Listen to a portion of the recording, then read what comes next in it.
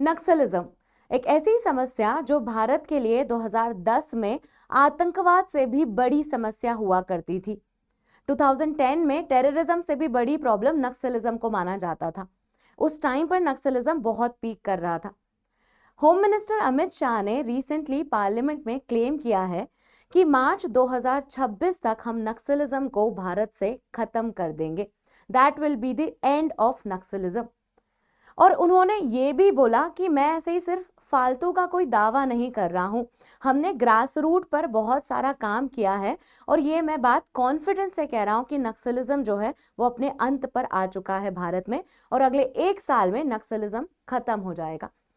तो ऐसी क्या स्ट्रैटेजीज हैं जो गवर्नमेंट ने अपनाई हैं, ऐसा क्या मास्टर प्लान है जो गवर्नमेंट ने इम्प्लीमेंट किया है जिसके कारण नक्सलिज्म का एक्सटेंट कम हो गया है।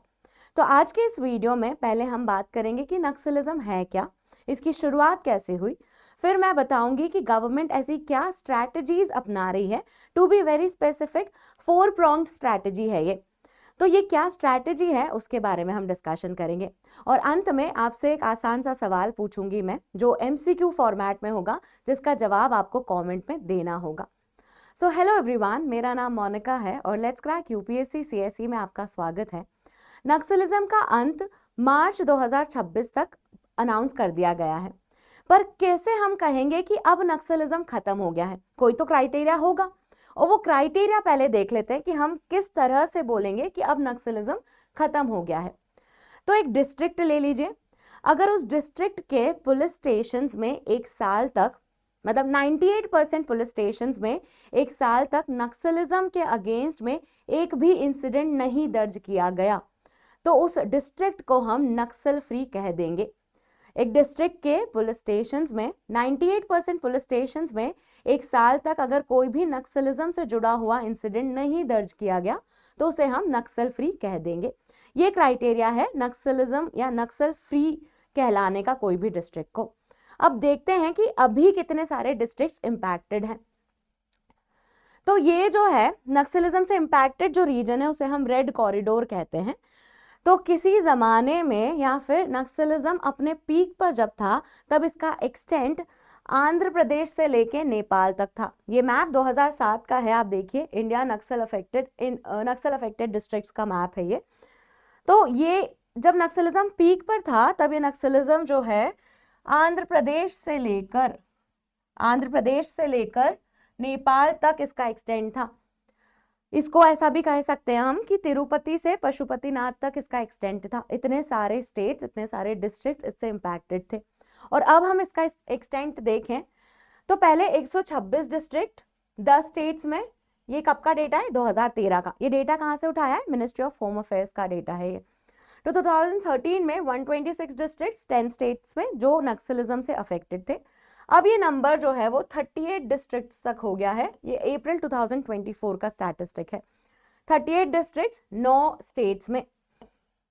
तो देखिए नंबर ऑफ डिस्ट्रिक्ट्स जो नक्सलिज्म से इंपैक्टेड हैं वो कम हो गए हैं। तो ये तो हमें दिख रहा है स्टैटिस्टिकली कि इसका इंपैक्ट कम हो गया है, पर ये कैसे हुआ उसके बारे में हमें चर्चा करनी है। तो वो सब करने से पहले मेरे पास एक अनाउंसमेंट है जो अनअकैडमी के स्कॉलरशिप टेस्ट से रिलेटेड है। अनअकैडमी का स्कॉलरशिप टेस्ट 23 मार्च को होने वाला है। 2 स्लॉट्स में होगा ये, 11 बजे और 5 बजे। स्कॉलरशिप टेस्ट में हम 100% तक स्कॉलरशिप आपको दे रहे हैं। ऐसा पहली बार अनअकैडमी ऑफर कर रहा है। उसके अलावा आपके पास जीतने के लिए बहुत सारे प्राइजेस हैं, जैसे IPL टिकट्स हो गए, iPad हो गया और टैबलेट्स हो गए। तो ये सारे प्राइजेस भी आप जीत सकते हैं। रजिस्टर करने के लिए आप मेरा कोड MM05 का इस्तेमाल कीजिएगा। MM stands for Monika Mandhanya. तो ये कोड का इस्तेमाल करेंगे आप तो आप रजिस्टर कर पाएंगे।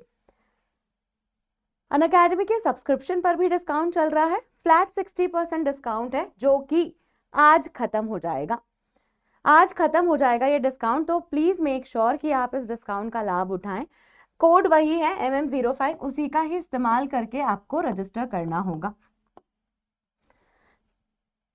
ठीक है, तो अब हम बात कर लेते हैं नक्सलिज्म की, फिर हम वो स्ट्रैटेजीज देख लेंगे जो गवर्नमेंट इस्तेमाल कर रही है। और MCQ तो याद ही है, वो आंसर करना ही है। आसान सा MCQ है, कोशिश कीजिएगा आप इसको आंसर करें कमेंट में। तो नक्सलिज्म की शुरुआत कैसे हुई, इसका नाम कैसे पड़ा, इसको लेके आपको वेस्ट बंगाल जाना होगा। तो वेस्ट बंगाल का एक गांव है नक्सलबारी, वहां पर एक इंसिडेंट हुआ जहां से नक्सलिज्म की शुरुआत हुई। ये इंसिडेंट 1967 का इंसिडेंट है, जिसमें क्या हुआ देखिए, इंडिया ने आज़ादी के बाद लैंड रिफॉर्म्स किए, मतलब हमने जो है जमींदारी सिस्टम हटाया, अबॉलिशन ऑफ जमींदारी सिस्टम जिसको कहते हैं, लैंड टेनेंसी एक्ट लेकर आए हम, सीलिंग एक्ट लेकर आए हम। तो ये लैंड रिफॉर्म्स क्या हैं वो आज के वीडियो में नहीं समझा रही मैं, sorry for that, very sorry for that. तो आज के इस वीडियो में हम लैंड रिफॉर्म्स के बारे में चर्चा नहीं कर रहे हैं, पर आप ऐसा समझ लीजिए कि जो बड़े जमींदार हैं उनको जमीन जो है, और जो टेनेंट्स हैं जो उस जमीन पे काम करते हैं, टेनेंट्स के अधिकार सिक्योर करने के लिए लैंड रिफॉर्म्स लेकर आए। जमींदार की मोनोपोली ना हो, वो हमारे एग्रीकल्चर वर्कर्स को एक्सप्लॉइट ना करें, इसके लिए लैंड रिफॉर्म्स लाए गए थे। वो लैंड रिफॉर्म्स जो हैं हर जगह पे इफेक्टिवली इम्प्लीमेंट नहीं हुए। तो यहाँ पर वही चर्चा हो रही है जिसमें नक्सलबारी गांव में एक ऐसा इंसिडेंट होता है जिसमें जो लैंड ओनर है वो उस लैंड पे काम करने वाले मजदूर के साथ ज्यादती करता है, उसे फोर्सफुली उस जमीन से बाहर निकाल देता है, और यहाँ से ही माहौल बिगड़ता है और लोग आवाज उठाना शुरू करते हैं कि सरकार जो है वो सिर्फ अमीरों का ही भला कर रही है, सरकार जो है वो एग्रीकल्चर लेबरर्स और जो भी कॉमन लोग हैं उनका मदद नहीं कर रही है, वर्कर्स और पीजेंट्स की मदद नहीं कर रही है। लगता है आज तबीयत खराब होने वाली है। तो ये जो चीज है, यहां से नक्सलिज्म की शुरुआत होती है 1967 में। लीडर्स जो हैं चारू मजुमदार, कानू सन्याल, जंगल संथाल जो हैं, ये लीडर्स मिलके फिर इसके अगेंस्ट में आवाज उठाते हैं, और ये जो है ईस्टर्न एरियाज में भी स्प्रेड हो जाता है।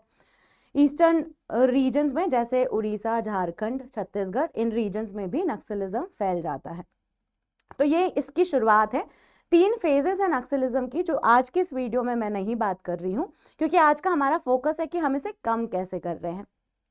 तो अब बात करते हैं कि नक्सलिज्म जो है वो कम करने के लिए सरकार क्या स्ट्रैटेजीज अपना रही है। 4 pronged स्ट्रैटेजीज हैं जो सरकार अपना रही है नक्सलिज्म को खत्म करने के लिए, जिसमें सबसे पहली है ट्रेस, टारगेट एंड न्यूट्रलाइज।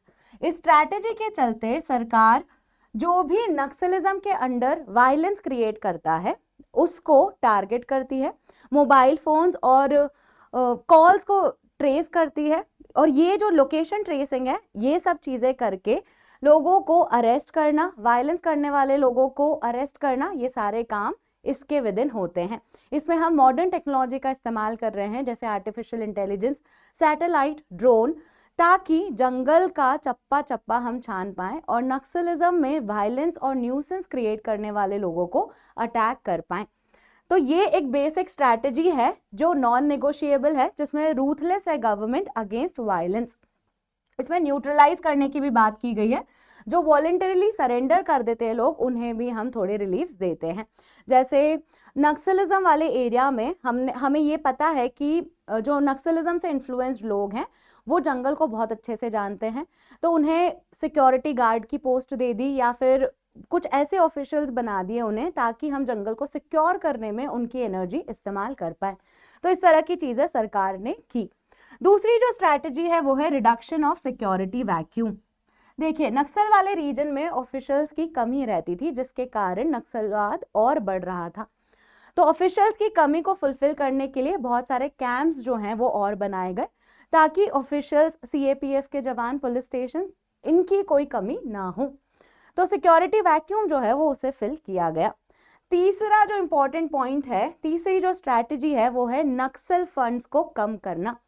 देखिए, कोई भी मूवमेंट जो है उसकी बैकबोन होती है उसकी फंडिंग। अगर आप वो फंडिंग रोक लेंगे तो वो मूवमेंट ज्यादा आगे नहीं जा पाएगा। नक्सलिज्म को लेके भी सरकार यही कर रही है। अब जानते हैं कि नक्सलाइज जो हैं वो फंड कहां से लाते हैं। तो 2 बेसिक चीजें हैं, एक तो जो तेंदू पत्ता है,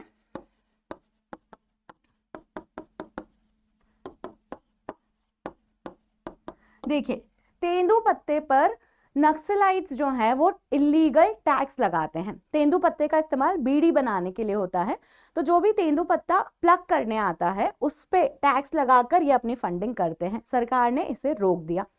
दूसरा है कि नक्सलाइट्स जो हैं वो उगाही लेते हैं। उगाही मतलब कि वसूली करते हैं कॉन्ट्रैक्टर से, जो भी रोड बनाते हैं और दूसरे कंस्ट्रक्शन वर्क्स करते हैं, उन कॉन्ट्रैक्टर से या फॉरेस्ट के जो कॉन्ट्रैक्टर्स हैं उनसे उगाही ली जाती है। एक्सटॉर्शन कहते हैं जिसे, या फिर वसूली करते हैं वो, और इसके चलते उनकी फंडिंग आती है और उससे वो आर्म्स खरीदते हैं।